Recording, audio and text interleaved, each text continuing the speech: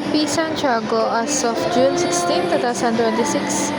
Race po sa DMA kaninang hindi po natapos ay si Louie Calubagib, Joyce Casil, Ofelia de la Cruz, Mark Anthony Samut, at saka yung isa pang item ni Louie Calubagib po. Bale, itong kay Louie po, for approval po ulit nung embroidery niya. Joyce Casil po, hindi pa po dumadating yung item niya na CS7E na yellow gold tsaka red po. Itong kay Ofelia de la Cruz po, ongoing programming po ito. Parcel for pick up po na nabawas ay isa lang po. Ito pong kay S.J. Montaño, PQ color with embroidery. Day off po tomorrow ni Frank. Bali, wala naman pong naiwan na pending. Pending area po namin, bali naayos na po. May mga kiosk tag po din po ito. Store pending po. Bali, meron pong isa. Ito pong kay Ma'am Vida Ramos. Bali, embroidery po ito. Bukas niya po pipick upin ng umaga. Embroidery letter lang po ito. Hindi dumating na expected delivery. Bali, wala po. Store visual po. Gift ideas. Premium dry fit po. Sublimation.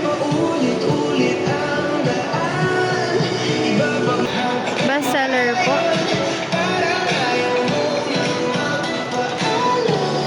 PQ color. Tsaka bomber jacket po. DSR printed po at 8:30. Bali, yung variants po dito ay yung QR payment po. Bali, ito po. Yung dalawa po na full payment ni customer. Ito po 13,240 tsaka 8,250 po. Skip series wala po. For issued receipt po, meron pong 1, 2, 5 po. Meron pong 5. For expenses naman po, na-approve naman po lahat. Key holder po tomorrow, si Ma'am Sai. For Viber inquiry po, meron pong isa. Ito pong logo. Bali, na-convert na po ito into sale. For inquiry naman po sa Meta, bali, meron pong isa. Na-convert na din po ito into sale. For inquiry po sa Messenger, meron pong total of 6. Bali, yung 3 po doon na-convert into sale. Ito po yung isa. Yung 150 pieces po na mugs, nakapagbayad na din po si customer. Ito pong isa po na corporate bomber jacket, tsaka 14x14 na pillow, na-convert na din po into sale. Ito pong isa po, customer approval.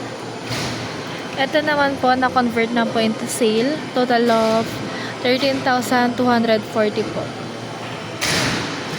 Per page po namin.